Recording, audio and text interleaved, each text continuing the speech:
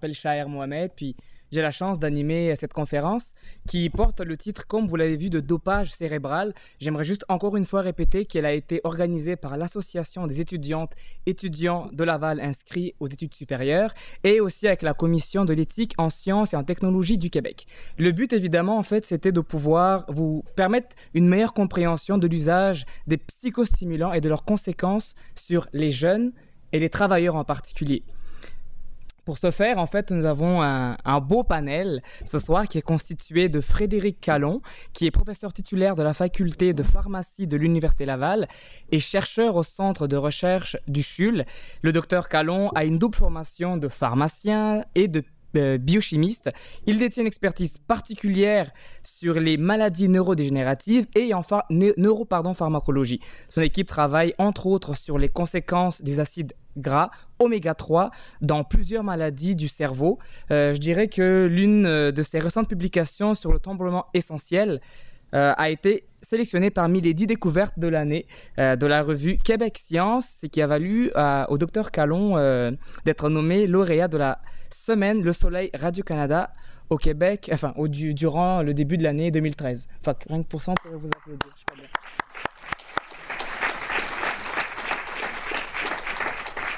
Maintenant que la glace est brisée, on va y aller aussi avec Madame Joanne Collin, qui est professeure titulaire de la faculté de pharmacie de l'Université de Montréal, cette fois-ci, directrice aussi de l'équipe Le Médicament comme objet social et aussi chercheur à l'Institut de recherche en santé publique de l'Université de Montréal. Sociologue et historienne, le Dr Collin est l'auteur de plusieurs ouvrages portant sur la question des aspects sociaux des usages du médicament.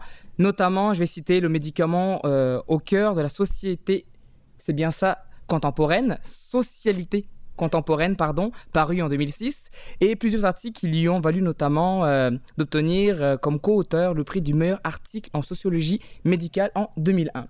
Et enfin, et non pas la moindre, nous avons la chance d'avoir avec nous Madame Édith Delury, qui est professeure émérite de la faculté de droit de l'Université Laval et présidente de la commission de l'éthique en sciences et en technologie du Québec. Donc, au cours de sa carrière, Madame Delury a porté de multiples chapeaux afin de contribuer à l'avancement du savoir en droit des personnes, de la famille et de l'enfance et à la réforme du droit afférent à ce domaine. Donc, sans plus tarder, je pense qu'on pourrait commencer avec notre premier conférencier, Frédéric Callon.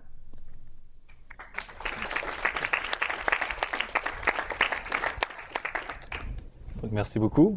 Et j'aimerais évidemment remercier la chaire publique Ailier de m'avoir invité pour cette présentation, en fait, cette séance de discussion.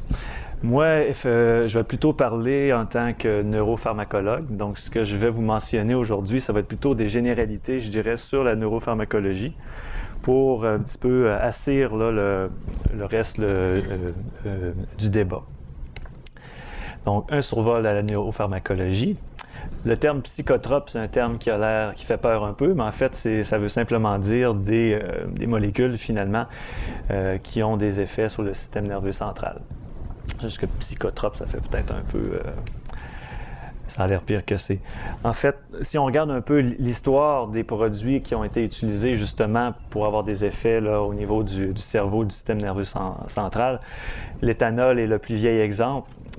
Quand je dis que l'éthanol est utilisé depuis la nuit des temps, en fait, c'est vraiment ce que ça veut dire, parce que selon nos gènes, si on regarde dans les gènes d'un être humain, on a la capacité finalement d'assimiler des grandes quantités en termes de grammes. Donc, 50 grammes par jour, finalement, pour un être humain, ça peut être facilement assimilé. Et ça, c'est 100 fois plus que la plupart des autres médicaments. Donc, on a vraiment... Ce que ça veut dire, c'est que au sens de l'évolution, nos ancêtres très, très, très lointains étaient exposés d'une certaine façon à des bonnes quantités d'éthanol. À savoir exactement comment, on ne sait pas, mais on sait que ça remonte à loin au niveau de la génétique. D'autres types de produits qui sont plus des produits dépresseurs, il y a les opiacés et les opioïdes qui sont utilisés depuis plus de 5000 ans. Donc, on sait que les Chinois les utilisaient très longtemps, les Égyptiens, les Grecs, les Romains. Pourtant, la morphine, donc le principe actif, a été isolé, lui, seulement en 1806. Donc, c'est quand même assez récent, finalement, qu'on a déterminé la substance qui était active. D'autres types de psychotropes utilisés depuis très longtemps, les stimulants comme le thé, le café, coca, donc qui contient les feuilles de coca qui contiennent la cocaïne en Amérique du Sud, utilisés aussi depuis très longtemps. Même chose pour les hallucinogènes. Donc, ça fait longtemps qu'on utilise, que l'être humain, en fait, est exposé à des psychotropes. Il y a eu, évidemment, l'époque classique, mais on ne peut pas dire que les Grecs et les Romains ont fait énormément, je dirais, en pharmacologie. Bon, certains me contrediraient, là, mais je ne pense pas que c'est l'époque les plus marquantes. À la Renaissance, ici, je mentionne le cas de Paracelse parce que ce monsieur a dit une citation qui est extrêmement importante en pharmacologie. C'est « tout est poison, rien n'est sans poison, seule la dose fait qu'une chose n'est pas un poison ». C'est qu'en pharmacologie, la base de la pharmacologie, c'est la dose. Le pire des poisons, s'il est donné en dose infiniment petite, ne causera pas de dommages. Et la même chose, une substance qui peut paraître tout à fait avec un profil d'innocuité excellent, mais qui est donnée en très grande dose, peut devenir un poison. Donc, la notion de dose est vraiment importante et c'est souvent quelque chose auquel on ne fait pas assez référence, de façon générale. Donc, je vais passer rapidement sur cet aspect-là de la pharmacologie. Mais au niveau de l'histoire, ce que je veux simplement souligner, c'est que l'histoire de la pharmacologie, si on compare avec d'autres sciences, est une histoire quand même assez récente.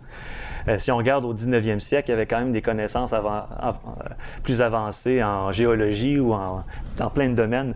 Mais en pharmacologie, on parle seulement de la fin du 19e siècle. On peut dire que ça a commencé un peu plus. Et c'est vraiment au 20e siècle qu'il y a eu beaucoup de découvertes en pharmacologie, et plus spécifiquement dans la deuxième moitié du 20e siècle. Si on focus maintenant en neuropharmacologie, donc des médicaments pour le cerveau, on sait qu'on a développé des nouveaux composés, je dirais, isolés, soit à partir de la nature ou produits par des chimistes. Les premiers hypnosédatifs ont été produits à la fin du 19e siècle. Par après, autour de 1910, les barbituriques sont les premiers, en fait, des dépresseurs du système nerveux central, donc des médicaments qui ont des effets qui ressemblent un peu à l'alcool, finalement, mais qui servaient aussi pour traiter l'épilepsie à ce moment-là et pour induire le sommeil. À l'opposé, les amphétamines autour de 1930, qui sont vraiment les stimulants du système nerveux central par excellence. Les neuroleptiques, qui sont des antipsychotiques, plus dans les années 50. Benzodiazépines, qui sont des anxiolytiques, donc des médicaments qui sont aussi calmants, mais qui vont finalement enlever l'anxiété et induire le sommeil jusqu'à une certaine limite. C'est arrivé dans les années 60. Le lithium dans les années 70, qui lui est plus utilisé dans le traitement des maladies bipolaires, donc pour baisser les manies. Et les antidépresseurs dans les années 80. Donc, si on regarde tout ça, on ne parle pas d'une histoire si lointaine. Donc, c'est quelque chose quand même, dans l'histoire de l'humanité, de façon relative, assez récent, qu'on a développé ces nouveaux types de médicaments. Donc, maintenant, on va arriver un peu sur les stimulants. Le premier, c'est la caféine. Évidemment, on a tous remarqué que l'usage de la caféine va quand même grandissant. Il y a ce qu'on appelle l'effet Starbucks. Quand les Starbucks ont commencé, les gens se disaient que, voyons, c'est certain qu'ils allaient faire faillite parce que de toute façon, l'usage de café n'était pas assez élevé pour qu'il y ait autant de magasins à café. Mais en fait, ça a été un phénomène inverse. Plus ils ont ouvert des magasins à café, plus les gens en ont consommé, puis finalement, plus il y en a d'autres qui sont ouverts, etc. Donc, il y a eu une spirale vers le haut. On ne sait pas jusqu'à où ça va arrêter. Mais, donc, la caféine, c'est un antagoniste de récepteur de l'adénosine, donc c'est un type de récepteur. Ce sont des faibles stimulants, des faibles diurétiques, donc qui font aller un peu plus à la toilette. Il y a une certaine tolérance. Je pense que la plupart des gens savent que quand on n'a jamais consommé de café, ça a plus d'effet que quand on en consomme 3-4 par jour. Et ça peut causer aussi une faible dépendance. Ici, j'ai illustré certaines quantité de café, mais souvent on parle d'une quantité de 100 mg à peu près pour une tasse de café assez forte, là. Ou un comprimé de Wake Up ou un Red Bull. C'est autour de ça. Évidemment, les stimulants, c'est surtout les amphétamines et les dérivés. Donc, c'est des produits qui causent l'euphorie, qui favorisent l'éveil, donc qui causent l'insomnie, qui vont aussi diminuer l'appétit, qui causent aussi des effets cardiaques, donc qui vont causer une excitation cardiaque. J'ai trouvé un terme assez simple, mais bon, tout le monde comprend ce que ça veut dire.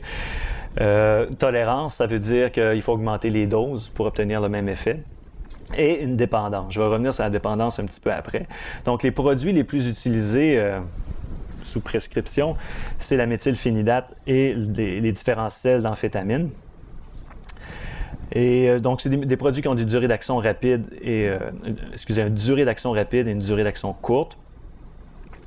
Le mécanisme d'action, je ne veux pas aller nécessairement trop dans les détails, mais ce qu'il faut comprendre, c'est que c'est des produits qui vont aller agir au niveau des synapses et qui vont augmenter les concentrations cérébrales de neuromédiateurs comme la dopamine. La dopamine est impliquée dans différentes choses, mais entre autres dans la rétroaction positive. Donc, si, je ne sais pas, je prends un verre d'eau puis j'ai un pic de dopamine dans mon cerveau, mais je vais m'imaginer que c'est la meilleure eau que j'ai jamais bu de ma vie puis je vais en reprendre encore. Donc, c'est vraiment le mécanisme inhérent à la rétroaction positive dans notre cerveau. Donc, quelqu'un qui va prendre une grande dose de cocaïne, il va avoir l'impression que tout ce qu'il fait est merveilleux. Et donc, ça cause finalement un genre de gros problème au niveau du fonctionnement du cerveau. Donc, ça cause vraiment un fonctionnement qui est anormal, mais qui va aussi augmenter les chances de générer une dépendance parce qu'on est directement là, dans le mécanisme de la dépendance, finalement, dans tout ce qui fait une vie normale. Donc, évidemment, ce n'est pas à conseiller. Les stimulants, finalement, dans le temps, évidemment, il y avait la cocaïne qui était dérivée du coca, donc en Amérique du Sud, que les gens consommaient, qui a été éventuellement mis dans une sorte de vin qui était produit en France, le vin Mariani, donc qui était vendu en vente libre à 5 francs la bouteille, et éventuellement après dans le Coca-Cola. Donc, il y avait réellement de la cocaïne dans ces produits-là jusqu'à ce qu'au début du 20e siècle, on voit que finalement, ça pouvait causer quand même certains problèmes. Mais encore une fois, tout est une question de dose, finalement. Les stimulants ont été utilisés à la Deuxième Guerre mondiale et depuis ce temps-là par les militaires pour leur mission, parce qu'ils ne voulaient pas dormir. Ben, en fait, ils ne pouvaient pas dormir. On comprend. Les conducteurs de camions, le traitement de l'obésité dans les années 60, la narcolepsie, donc les gens qui s'endorment soudainement. Évidemment, le trouble de déficit de l'attention, je vais en parler un petit peu après, et là, étudiant avec les points d'interrogation, on pourra en parler aussi. Évidemment, le trouble de déficit de l'attention, l'hyperactivité, c'est toujours surprenant, parce qu'ici, on parle vraiment d'un effet paradoxal. On parle d'un enfant hyperactif, puis on lui donne un stimulant. Tout de suite, au premier abord, on se dit, voyons, ça ne peut pas marcher. Mais en fait, c'est un enfant hyperactif. En fait, ce qu'il y a essentiellement, c'est un trouble de déficit de l'attention. Donc, il n'est pas capable de focusser sa concentration sur quelque chose. Et un stimulant comme ça va aider finalement l'enfant à se concentrer sur un point précis ou sur un objet précis. Et à ce moment-là, ça va lui permettre de mieux se concentrer. Et évidemment, en classe, c'est quelque chose qui peut être très appréciable. C'est ça le paradoxe, c'est que les stimulants, dans toutes les études cliniques qui ont été faites, on se rend compte qu'il y a un taux d'efficacité de 70 à 90 % pour un enfant qui souffre réellement de troubles de déficit de l'attention. Mais ce qui est frappant, évidemment, avec le Ritalin, ces produits-là, c'est la hausse fulgurante, finalement, des prescriptions, comme on voit ici en Amérique. Au Québec, si on regarde ici, là, ce qui est à votre gauche, finalement, on voit qu'il y a une augmentation de 40 % en 3 ans du nombre de prescriptions. Évidemment, on peut difficilement penser qu'il y a une hausse de 40 % des enfants qui souffrent de ce problème-là. Donc, il y a quand même une certaine réflexion à avoir par rapport à la quantité de ces prescriptions-là. Est-ce que vraiment ce sont tous des quantités... est-ce que c'est toujours prescrit pour des enfants qui en ont réellement besoin? On peut se poser la question. Je ne vais pas nécessairement aller plus loin dans ça. Pour l'utilisation des stimulants par les étudiants, ça dépend des études, mais on est autour de 5 à 20 % des étudiants, selon certaines études américaines. Une telle variation peut être surprenante d'une étude à l'autre. Est-ce que ça vient des différentes régions?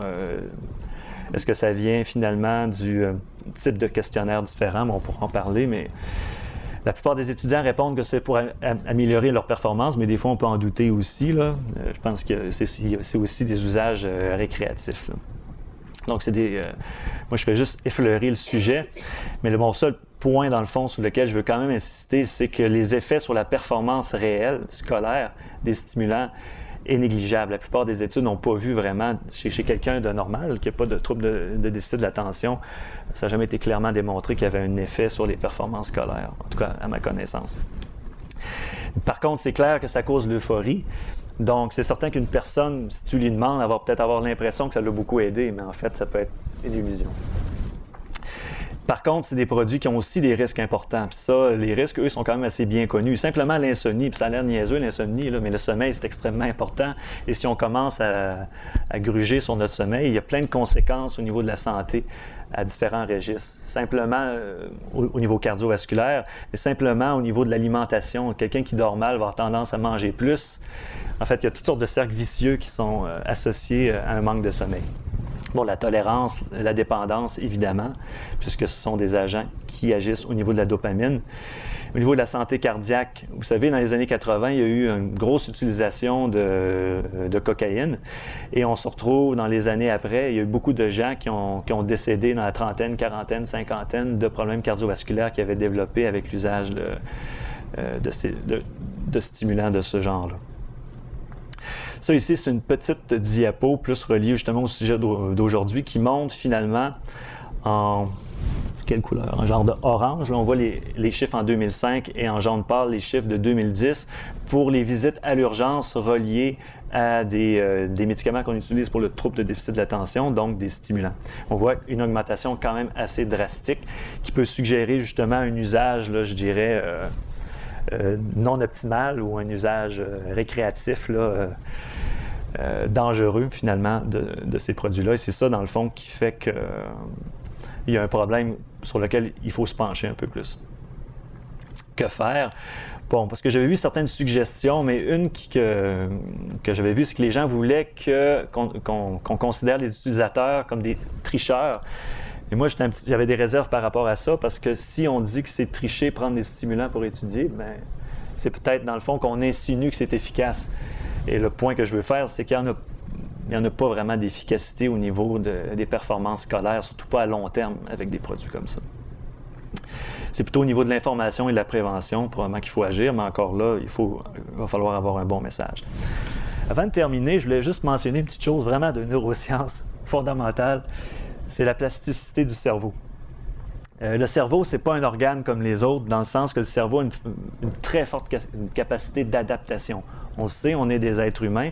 Ce qui nous différencie des autres animaux, c'est beaucoup notre capacité d'adaptation. C'est vraiment à cause de notre cerveau.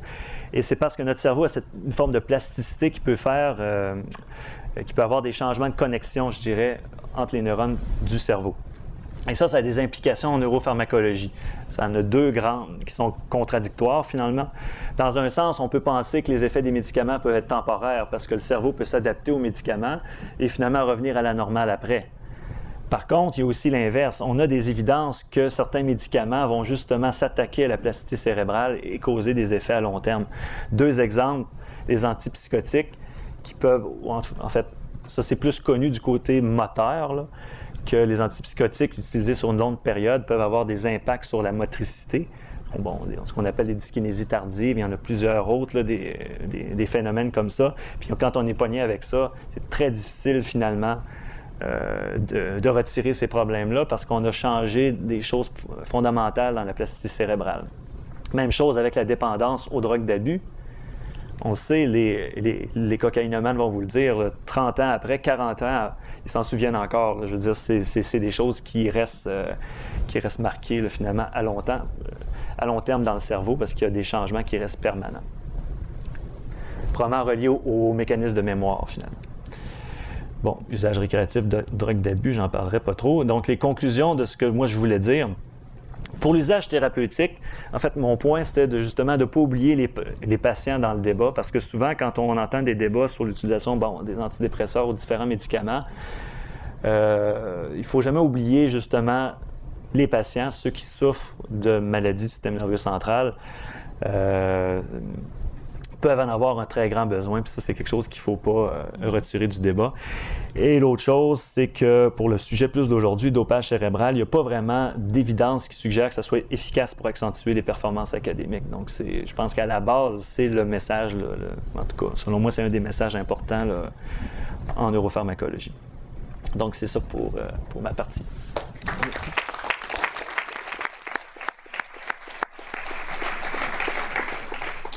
Donc, on va continuer tout de suite avec Joanne Collin.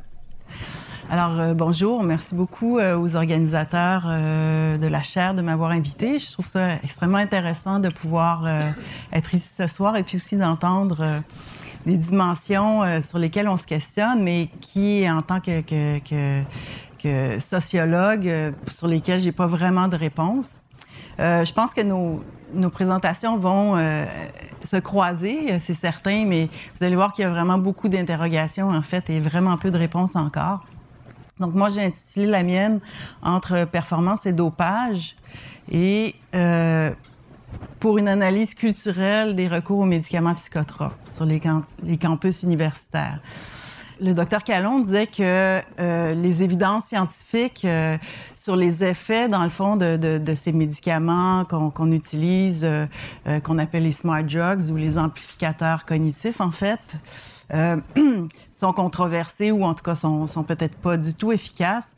Il reste quand même que dans les médias, depuis, je dirais, peut-être presque une dizaine d'années, en fait, c'est-à-dire dans les médias, c'est ça, les médias sociaux et aussi les médias plus traditionnels, il est beaucoup question de ce qu'on appelle les smart drugs ou smart pills. Et en fait, les quelques études qui existent sur la couverture médiatique nous disent que en général, les médias sont plutôt positifs par rapport à ça et que probablement que la façon de présenter ces médicaments-là et leurs usages à des fins non médicales aurait éventuellement des influences sur justement les pratiques des étudiants. Même si, effectivement, on ne sait pas dans quelle mesure ça fonctionne ou ça ne fonctionne pas, on sait que c'est utilisé. Et donc, c'est ça. Les médias, depuis 7-8 ans, en parlent beaucoup. Il y a un article, par exemple, relativement récent du Guardian de Londres qui même parlait, en fait, de l'utilisation par le ministère de la Défense de modafinil, qui est en fait un médicament qui vise à traiter la narcolepsie. Donc, dans l'armée pour maintenir, finalement, les soldats en éveil plutôt que de les faire dormir. Donc, il y a un vrai phénomène social qui existe. Si on regarde, bon, justement, les smart drugs, dans le fond, qu'est-ce que c'est? Ce qui est utilisé, semble-t-il, de plus en plus, ce sont les amphétamines, les médicaments contre la maladie d'Alzheimer, justement, les inhibiteurs de l'acétylcholinestérase. Le méthylphénidate, donc Ritalin, Concerta, et le modafinil, comme je disais, Provigil, Alertec. C'est ce que les études, les enquêtes qui existent nous disent sur l'usage qui est fait, par exemple, sur les campus universitaires, surtout aux États-Unis. Les études sont surtout américaines, britanniques aussi. Il y a très, très peu de choses, en fait, ici au Canada, puis pratiquement rien au Québec. De statistiques qui soient vraiment fiables, en fait, sur l'utilisation par les étudiants universitaires de ces médicaments-là. Il y a une étude relativement récente qui était une sorte de méta-analyse qui disait que c'était entre 16 et 25% des étudiants sur les campus américains. Mais Dr. Callon l'a effleuré un petit peu tout à l'heure. Il y a énormément de failles sur la façon dont on peut juger la fiabilité de ces études-là, dans le sens où c'est souvent des études qui sont pas comparables les unes aux autres. Donc, parce que ça porte sur un campus universitaire, dans une université, etc.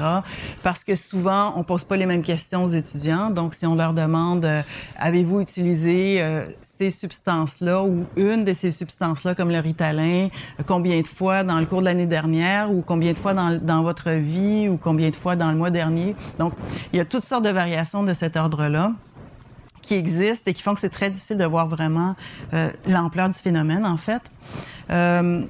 Mais il y a, par exemple, une étude qui a montré qu'en médecine, jusqu'à 20% dans une université américaine. Mais donc, ce qu'on pense, c'est que, évidemment, d'une discipline à une autre ou d'un domaine d'études à un autre, il y a peut-être des variations qui sont relativement importantes, mais là encore, on ne sait pas tant de choses que ça là-dessus. Les fréquences d'usage, comme je disais tout à l'heure, bon, ce que certaines études ou méta-analyses nous disent, c'est que, par exemple, 34% des utilisateurs de Ritalin, ça concernait le Ritalin, l'utiliseraient 1 à 3 fois par mois avant les examens ou des choses comme ça. Mais 39 de ces utilisateurs auraient utilisé 1 à 2 fois au cours de leur vie. Donc, tu sais, est-ce qu'on parle d'un phénomène qui est si important? Est-ce qu'on parle d'addiction? Et dans quelle mesure? On ne sait pas exactement. Donc, alors, il faut replacer, je pense, recontextualiser l'utilisation des smart drugs par rapport à l'usage non médical des médicaments chez les étudiants universitaires. C'est quand même, il y a, selon certaines études, un accroissement de 542 % depuis les années 90 d'un usage non médical, finalement, de médicaments d'ordonnance, mais aussi de médicaments non prescrits. La prévalence d'usage non médical varierait entre 5 et 35 %. Et en fait, on parle justement pas seulement des stimulants et puis des amphétamines et des médicaments dont on a parlé jusqu'à présent, mais on parle aussi d'un usage non médical de sédatifs, d'anxiolytiques, d'antidépresseurs, d'analgésiques. Bon, on parle des wake-up pills et boissons énergisantes qu'on peut, dans le fond, auxquelles on a accès un peu n'importe où, des sirops contre le rhume, les antiémétiques, les Gravol, etc., les antihistaminiques, etc. Mais que donc, on doit resituer le phénomène dans un contexte plus large comme ça, que les motivations, ce que nous disent les études, c'est que les motivations pour l'utilisation de ces substances sont multiples. Améliorer les performances cognitives, mais aussi, par exemple, contrôler le stress, les problèmes de sommeil, faire la fête, expérimenter, perdre du poids, etc., etc., etc. Donc, un certain rapport, finalement, aux médicaments. Mais ce qu'il faut voir aussi, c'est qu'il n'y a pas que... un usage non médical. Il faut voir qu'il y a l'autre bout de cet iceberg-là, c'est aussi un usage médical des médicaments psychotropes. On en parlait tout à l'heure.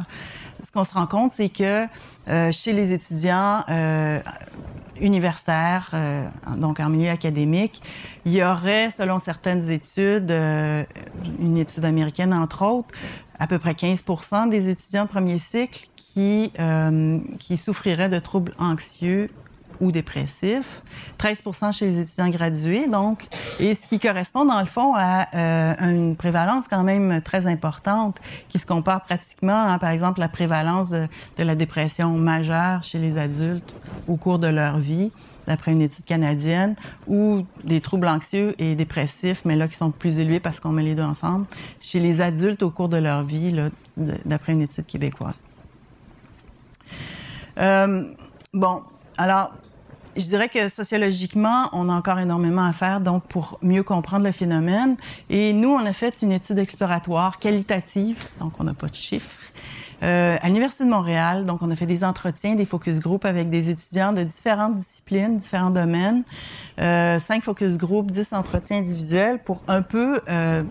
dans le fond, essayer de comprendre le rapport aux médicaments, mais aussi à la vie universitaire, en fait. Et d'abord, évidemment, ce qui ressort, il y a toute la question de gérer la performance. Et c'est certain que dans certains domaines d'études, c'est plus évident que d'autres, mais il reste que pour les étudiants, le premier objectif, c'est de gérer cette performance-là, c'est d'être performant par rapport aux autres, mais pour soi-même aussi. Et là, dans cette gestion-là, il y a toutes sortes de pratiques comme, cet étudiant qui disait, tu sais, des fois, j'ai comme une semaine pour étudier, puis c'est quand il me reste 48 heures, là, j'ai mon café, 2-3 cafés, j'ai pris mes wake-up, plus 5 des energy drinks de 5 heures. Là, j'en ai 2-3, puis tu sais, je dors pas pendant 48 heures. Je peux rester réveillée, je peux aller faire mon examen, puis je vais dormir après. Bon. Je ne sais pas si ça correspond à une réalité très large, mais il y a des stratégies de gestion. Puis on parlait de la plasticité du cerveau, mais il y a des étudiants qui jouent sur la plasticité de leur cerveau et de leur corps. Et là, en disant, on s'attend à ce qu'après des traitements comme ça, il y a des downs, des périodes de downs, mais ça fait partie de la vie et donc on les accepte. Ce qu'il faut dire, c'est que tout le monde, finalement, c'est un sujet qui est très tabou. Donc, il y a beaucoup d'étudiants qui, s'ils utilisent toutes sortes de médicaments, n'en parlent pas directement. Et il y en a beaucoup qui sont extrêmement critiques aussi, là. Il ne s'agit pas de voir ça comme un phénomène mur à mur. Bon, et alors, il y a la gestion de la performance, mais il y a la gestion du stress aussi.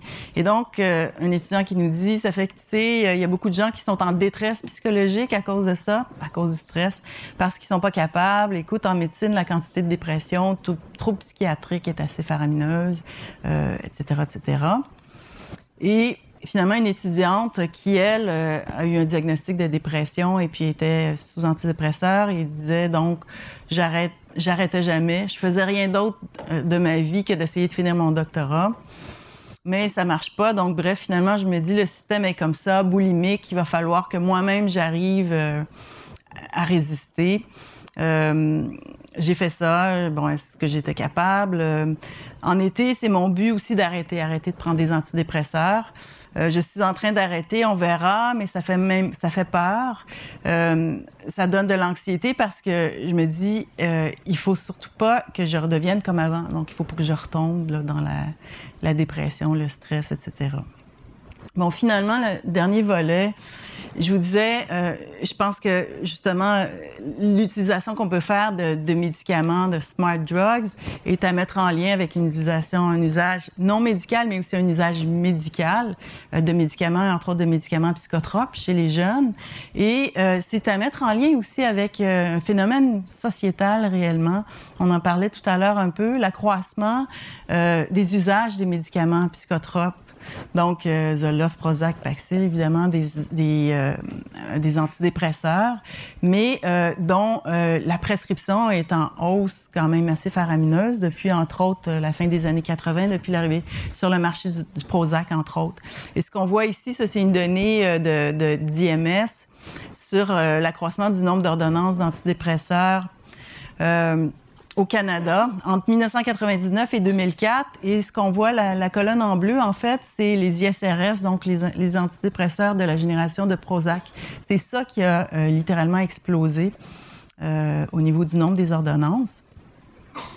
Mais ce qui est frappant dans nos sociétés occidentales, et le Québec, le Canada n'y échappe pas, c'est la prescription qui augmente, prescription donc d'antidépresseurs, de Ritalin, de toutes sortes de médicaments psychotropes aux jeunes et même aux très jeunes enfants. Et là-dedans, on suit la tendance ou la mouvance américaine. Par exemple, il y a une étude américaine qui disait que le nombre d'enfants sous antidépresseurs entre 6 et 17 ans a progressé de 78 % entre 1996 et 2005. Et que le taux de prescription d'antidépresseurs aux enfants ont presque rejoint ceux des prescriptions aux adultes. Même on parle des fois de prescription d'antidépresseurs à des enfants de 2 ans, des choses comme ça. Donc, au Québec, bon, on n'a pas tant de chiffres que ça, mais entre autres par rapport aux psychostimulants, il y a eu une augmentation assez radicale entre 1993 et 1999 et ça continue par la suite. Donc, pourquoi l'augmentation de ce recours? Est-ce qu'on est devant un problème qui est lié à l'accroissement des problèmes de santé mentale, plus de problèmes de santé mentale, donc on prescrit plus, donc on consomme plus de médicaments, un meilleur repérage de ceux-ci, une plus grande sensibilité, je dirais, clinique par rapport à ces problèmes-là, une pression accrue à la prescription, une demande de la part des individus pour la prescription, où, parce que je pense que toutes ces réponses sont à considérer sérieusement, un abaissement du seuil de tolérance face aux dysfonctionnements sociaux et face à la souffrance morale.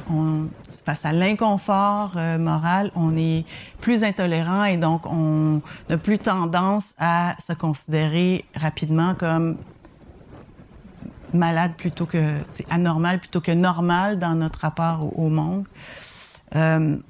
Et donc, ces questionnements-là valent pour l'ensemble de la société, valent aussi, dans le fond, pour le sujet qui nous occupe. Et il faut voir que quand on parle de smart drugs et tout, on pense beaucoup marché noir, on pense beaucoup donc que ces médicaments-là voyagent parmi les populations étudiantes à travers le marché noir, mais ce qu'il faut voir, c'est qu'il y a les pratiques de prescription des médecins qui sont en cause aussi. C'est un problème qui est très, très complexe, mais les pratiques de prescription off-label ou hors indication, il y a quelques statistiques qui nous disent, par exemple, au Canada, en 2000-2005, 2005, c'est 33 des antidépresseurs qui étaient prescrits pour des indications autres que la dépression et pour des indications autres que celles pour lesquelles ces médicaments étaient sur le marché. Que souvent, les médecins prescrivent dans une zone d'ombre, que entre la maladie, la dépression sévère, par exemple, ou majeure, et puis un état plus dysphorique, de tristesse, de fatigue, etc., il y a une zone grise et que souvent, plutôt que de... Parce que c'est difficile d'évaluer la chose, on va prescrire en cas de doute plutôt que de ne pas prescrire, et donc prescrire en prévention à la limite. Et donc, tout ça, pour finir, soulève des questions fondamentales auxquelles peut-être que vous pourrez répondre ou qu'on pourra répondre, je pense pas. Les pratiques d'optimisation de soi, donc l'utilisation des amplificateurs cognitifs, etc. Est-ce que ce sont des pratiques nouvelles dans nos sociétés ou est-ce que c'est seulement la forme, finalement, qui a changé? Est-ce que maintenant, on utilise ces médicaments-là, mais qu'avant, on utilisait d'autres types de substances ou autre chose, finalement, pour essayer d'être plus stimulé, pour être plus efficace, pour être plus performant, etc. Ce qui pose problème aussi par rapport aux amplificateurs cognitifs ou au dopage cognitif, est-ce que ce sont les substances elles-mêmes? On voit que c'est pas sans danger. Mais est-ce que c'est les substances ou c'est leur provenance? Si elles sont efficaces ou pas efficaces, si elles sont pas efficaces, est-ce qu'elles sont dangereuses, etc. Il y a tout ce débat-là. Mais il y a leur provenance aussi. Est-ce que si c'est obtenu légalement, contrôlé, médicalement, c'est acceptable de prendre, par exemple, des médicaments de ce type-là, même si on n'a pas de problème de santé, de déficit d'attention ou de maladie d'Alzheimer, ou etc. T'sais, dans le fond, où est la frontière et qu'est-ce qu'on peut en dire? Est-ce que c'est souhaitable pour la société? Est-ce que c'est réversible ou pas? Est-ce que c'est un phénomène qui prend tellement d'ampleur et qui va tellement dans le sens de plein d'autres phénomènes sociaux qu'on ne pourra pas faire marche arrière et qu'il faudrait à ce moment-là mettre des balises et contrôler plutôt que d'essayer de réfréner le phénomène? C'est des questions qui sont soulevées de toute façon. Bon, et puis finalement, une dernière citation, une étudiante qui disait mais je pense que les gens se disent « Ah, je vais prendre le Ritalin juste le temps de mes études, puis quand je vais rentrer du marché du travail, ça sera fait, je vais arrêter, je vais avoir une vie saine. » Tu sais, c'est comme la pensée magique. Je fais ça maintenant, mais après, quand je vais atteindre mon objectif d'avoir mon diplôme, ben là, je vais arrêter, puis je vais vraiment faire du sport, puis je vais manger, puis je vais avoir une vie équilibrée et tout et tout. C'est peut-être ce que plusieurs personnes se disent, mais... Et donc, en conclusion, vraiment d'un point de vue sociologique, je pense qu'il faut resituer, contextualiser, approfondir notre compréhension de ce phénomène complexe avant de pouvoir vraiment répondre à toutes ces questions. Merci.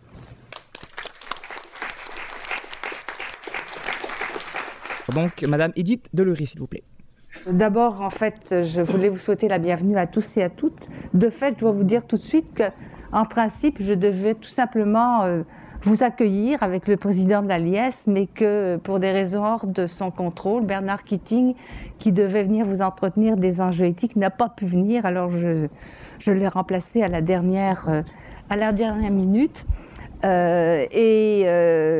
Également, j'aimerais redire encore une fois qu'on risque de se répéter un peu, d'autant plus que Joanne Collin a fait partie du comité de travail de la commission de l'éthique en sciences et en technologie qui s'est penchée sur les enjeux éthiques des usages élargis des psychotropes. Alors, en guise d'introduction, je reviendrai sur des statistiques, on vous en a parlé beaucoup. Bon, mais le fait est que ce qui, au départ, a interpellé la commission, ce sont ces statistiques. Le fait qu'effectivement, depuis les années 90, la consommation de psychotropes avait augmenté. Bon.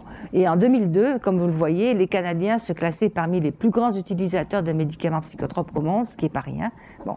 Et il y avait à peu près 1 Québécois sur 5 qui, au cours des années 2000, avait reçu au moins une ordonnance de benzodiazépine, donc des médicaments qui permettent effectivement de soulager l'anxiété, entre autres choses, et de régulariser l'humeur. Et on l'a vu tout à l'heure, eh bien, chez les personnes mineures, les ordonnances qui sont délivrées pour des psychostimulants, bon, Ritalin bien évidemment, avaient cru de 200% entre 93 et 99. Bon, et les chiffres qui ont été donnés tout à l'heure par Joanne, bon, sont encore plus exponentiels, je dirais, ils sont plus récents. Alors, effectivement, je pense que cette augmentation, elle est à mettre en relief avec des éléments d'ordre contextuel, dont Joanne vous a entretenu, en fait, et qui, effectivement, portent sur les relations entre des notions qui, entre lesquelles la frontière est plus ou moins floue. Il n'y a pas de définition consensuelle, en effet, de ces notions clés que sont la santé et la maladie, l'amélioration et la thérapie. Il y a des zones là grises, entre la maladie avérée et la recherche du bien-être, parce que la définition de la santé telle que, en fait, l'OMS l'a circonscrit est extrêmement large. Ça va jusqu'au, effectivement, la recherche du bien-être.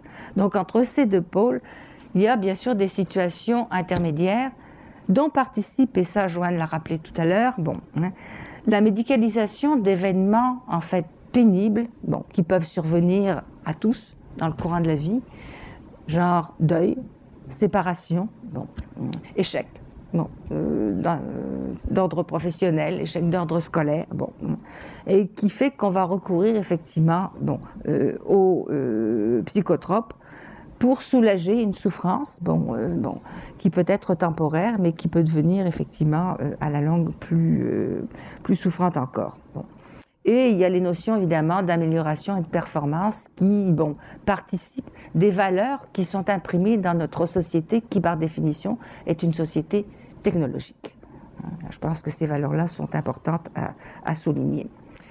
Il y a aussi, entre ces notions, la difficulté de voir, en fait, ce qui permet de les délimiter à proprement parler. Il y a aussi des variables dont il faut tenir compte, et ces variables, en fait, sont des inconnus.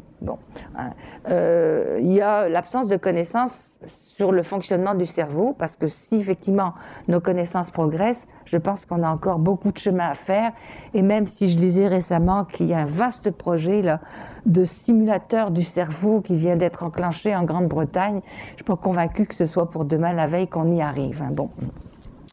Donc il y a effectivement cet élément qui est important. Il y a aussi les effets à moyen et à long terme sur le système nerveux central de l'utilisation des psychotropes comme tels. On en a fait mention tout à l'heure. Il y a quand même des éléments qui ressortent, qui tendent à démontrer que les effets à long terme peuvent être effectivement extrêmement nocifs, mais il y a encore un certain nombre d'inconnus là, sur cette question. Il en est de même, en fait, des effets sur les personnes saines. On l'a mentionné tout à l'heure. Il y a peu d'études, en fait, peu de statistiques sur ce phénomène et on peut le comprendre. Mais par contre, il y a des effets néfastes qui sont non seulement potentiels, mais qui sont assurés. Alors, dans le cadre de la rédaction de son avis, les principaux constats auxquels on est arrivé, ça revient à ce que Joanne a dit tout à l'heure, c'est-à-dire qu'il y a deux catégories d'usage élargi des psychotropes. Il y a les usages médicaux, et les usages qu'on a qualifiés de mode de vie, qui, effectivement, entre lesquels la distinction n'est pas toujours nécessairement évidente.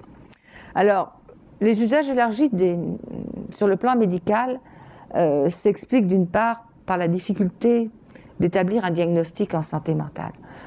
C'est pas la même chose qu'un diagnostic en santé physique. C'est beaucoup plus difficile. Et il y a aussi, par rapport à cette difficulté, tout ce qui touche à l'organisation du système de santé comme tel. Pourquoi ? Parce qu'on a un système qui travaille en silo, en premier temps. Deuxièmement, on a un système qui manque de ressources, non seulement financières, mais aussi en termes de ressources humaines. Ce qui fait que les généralistes sont en général surchargés, que par ailleurs, il faut tenir compte aussi que d'autres thérapies, et particulièrement les psychothérapies, ne sont pas nécessairement accessibles. Vous savez qu'elles ne sont pas remboursées. Il y a le commissaire à la santé et au bien-être, d'ailleurs, qui, dans le rapport qu'il a fait dernièrement et qu'il a déposé sur la santé mentale, demande effectivement que les consultations des psychologues puissent être remboursées par le régime, parce que ça, c'est un problème. Et ce qui fait que le généraliste, pour soulager une souffrance, eh bien, recourra à une prescription de psychotropes plutôt qu'effectivement à une double thérapie, parce que parfois la conjugaison du psychotrope et d'un suivi sur le plan psychothérapeutique est plus efficace. Donc, il y a, si vous voulez, cet accès au psychotrope qui est facilité par le système lui-même. Il y a bien sûr l'influence des compagnies pharmaceutiques. Bon, qu'est-ce que vous voulez, elles sont appelées à développer des molécules, puis il y a là un marché qui peut être intéressant, qui se développe. Donc on va chercher effectivement à multiplier le nombre de molécules disponibles sur le marché. Il y a aussi les demandes des patients eux-mêmes, qui ne sont pas à négliger. D'abord parce que les patients sont mieux éduqués, mieux informés. Ils sont sollicités aussi par la publicité qui est faite par les médias. Même si on a un contrôle en fait de la publicité qui est faite ici au Canada, il reste qu'il y a l'accès à la publicité qui est faite aux États-Unis qui pose un problème et sur lequel on n'a pas de contrôle. En ce qui concerne l'utilisation mode de vie, bien ici il s'agit plutôt de répondre à des attentes sociales. Des attentes sociales qui nous renvoient à la notion de normalité, c'est-à-dire des comportements qui sont attendus et qui, ici encore, font appel à ces valeurs dont j'ai fait mention tout à l'heure, qui sont des valeurs technologiques qui renvoient à la performance, à la productivité, à l'efficacité, mais il y a aussi le culte de la jeunesse. Vieillir aujourd'hui, c'est presque une maladie. C'est devenu une maladie. Et il y a tout ce que, effectivement, cette aura qui entoure le culte de demeurer jeune et que l'utilisation de psychotropes pourrait, en fait, permettre d'espérer de garder. Et ça soulève la question, comme l'a souligné Joanne tout à l'heure, de la légitimité des psychotropes.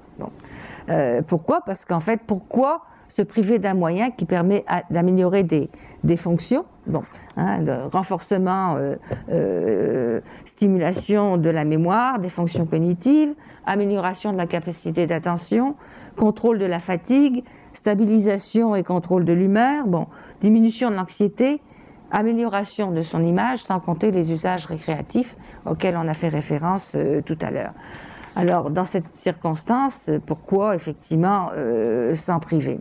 Quelle différence y a-t-il ? On l'a souligné tout à l'heure encore une fois, et on se recoupe.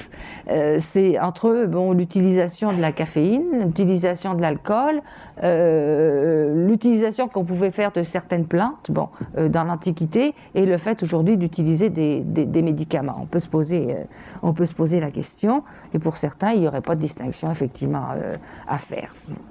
Donc, ce qu'on constate, on l'a vu tout à l'heure, c'est que les psychostimulants et les antidépresseurs, dont le Ritalin et l'Excédrine, sont les psychotropes qui sont utilisés le plus largement, et c'est pas seulement ici aux États-Unis, au Canada, mais en Europe, notamment, l'utilisation de la dexédrine commence à poser de sérieux problèmes, là.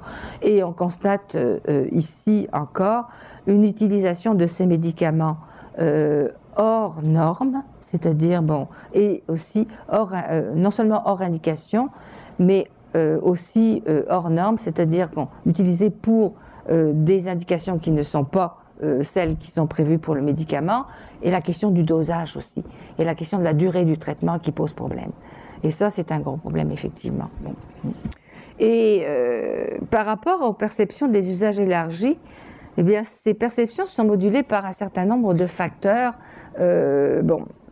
qui concernent l'objectif de l'utilisation.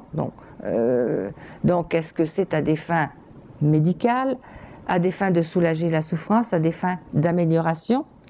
Elles sont modulées aussi par les expériences de la vie. On a fait mention tout à l'heure d'événements pénibles que nous avons tous à traverser dans la vie, que ce soit un deuil, une séparation, encore une fois, un échec sur le plan professionnel. Le milieu de vie, et là ici, en fait, je pense que les conditions de vie d'ordre social et économique sont un facteur important. Puis il y a aussi ici certaines catégories de personnes qui sont plus visées que les autres.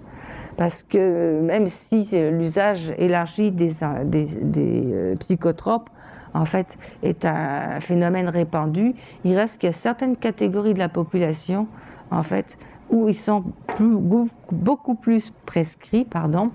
Bon, on a parlé tout à l'heure de l'utilisation du Ritalin chez les jeunes, bon, qui est un phénomène exponentiel, mais il y a aussi les femmes et les personnes âgées de plus en plus, bon, qui constituent des catégories là, beaucoup plus sensibles.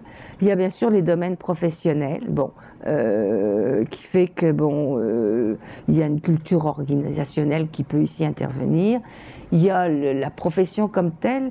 Joanne Collin parlait tout à l'heure de l'utilisation chez les médecins, bon, et les étudiants en médecine. Donc il y a ici plusieurs éléments qui entrent en considération et qui font que la perception peut varier effectivement selon qu'on considère l'objectif, selon qu'on considère l'expérience de vie, bon, selon qu'on considère le milieu de vie ou le domaine professionnel. Et à ce chapitre, il y a plusieurs acteurs sociaux qui sont interpellés. Alors, ce qu'on constate, c'est que les valeurs de performance, d'efficacité, de réalisation de soi, bon, qui sont tout à fait légitimes, ben, sont poussées vers un absolu. C'est-à-dire que le moyen devient une fin en soi. Et c'est là que le questionnement se pose. Bon. Et ça nous renvoie à 4 valeurs aussi qui sont ici mises en cause plus particulièrement. Il y a tout d'abord la protection de la santé et de la sécurité des individus. Bon. D'abord parce qu'on sait que le fonctionnement du cerveau ne nous est pas entièrement connu, que les effets de l'usage des psychotropes peuvent s'accompagner d'effets fort indésirables sur la santé. Je lisais dernièrement à propos de la dexédrine que les dernières recherches qui ont été publiées démontrent que ça peut générer la démence chez les utilisateurs un peu plus tard. Donc c'est pas sans conséquence. Bon. Il y a non seulement la question de la protection de la santé comme telle, bon, des individus qui utilisent des psychotropes, il y a celle de la sécurité des individus. Parce qu'effectivement, quand vous utilisez ce genre de substance pour éviter de dormir, ben à un moment donné, il y a la fatigue qui va s'accumuler. Bon. Et ça peut créer effectivement des accidents du travail dont vous pouvez être victime, mais des accidents que vous pouvez aussi causer aux autres. Et ça, dans le milieu de travail, ça commence à s'observer. Vous pouvez aussi, bon, parce que vous manquez de sommeil, bon, quand vous êtes au volant, causer un accident et bien sûr causer aussi des accidents aux autres. Donc, il y a ces valeurs-là qui sont interpellées. L'autonomie et l'affirmation de la liberté individuelle, Joanne Collin en a parlé tout à l'heure. Bon. Ici, bon, ça interpelle en fait la contrainte qui pourrait être exercée. Bon, est-ce qu'on peut imposer des limites à l'usage des psychotropes qu'un individu juge bon comme tel? Bon. Et puis, il y a l'équité dont Joanne a parlé tout à l'heure. Ici encore, les avis sont partagés parce que, comme par rapport à la question de l'autonomie, bon, parce qu'effectivement, si on favorise l'accessibilité à ces substances-là, ben, ça permettra effectivement une égalité des chances. Bon. Mais c'est sans compter aussi sur le fait que, bon, malheureusement, si l'usage des psychotropes est amené à s'élargir, le coût risque aussi de devenir plus exorbitant, ce qui va poser aussi un problème en termes d'accessibilité, parce que quels sont ceux qu'on va rembourser, quels sont ceux qu'on ne va pas rembourser, quels sont ceux qu'on pourra prescrire, qu'on ne pourra pas prescrire. Bon. En termes d'équité, ça peut effectivement soulever des questionnements. Donc, ici, il y a aussi toute la question de la représentation qu'on se fait de l'être humain. Et c'est sur cette note-là que j'aimerais terminer. Parce que ce qu'on constate, c'est qu'effectivement, quand on renvoie aux valeurs de performance, d'efficacité, bon, ça renvoie à une normalité sociale. Bon, la normalité, c'est un concept qui évolue avec les sociétés, avec le temps. Bon, elle est profondément marquée ici par ces valeurs-là qui imprègnent en fait la société québécoise, la société canadienne et la société nord-américaine, comme je l'ai souligné précédemment. Bon. Mais elle risque aussi, cette normalité, de devenir une normativité. C'est une normalité qui est devenue médicamentée, d'une part. Bon. Et qui pose la question de savoir, mais dans tout ça, où, en fait, est l'effort personnel? Qu'est-ce que ça peut, effectivement, aujourd'hui représenter si on a à sa disposition une série de substances qui, finalement, vous évitent de faire cet effort et qui évitent de vous réaliser, effectivement, comme individu, comme tel. Donc, ça interroge la place et l'interprétation qui sont données à l'effort dans la vie sociale. Et ça, je pense que c'est une question qui est importante, qui, au-delà de la question de la protection de la santé et de la sécurité, de la question de la protection de la liberté et des limites qu'on peut y apporter, et de la justice sociale, c'est la question la plus importante à mon sens. Qu'est-ce qu'on veut devenir demain comme être humain? Et je pense que est-ce que la science est la seule voie de libération et de réalisation de soi? Ben, je pense que c'est la grosse question qu'on a à se poser et sur laquelle je vais terminer en vous remerciant encore une fois, mais je vous remercie de votre attention.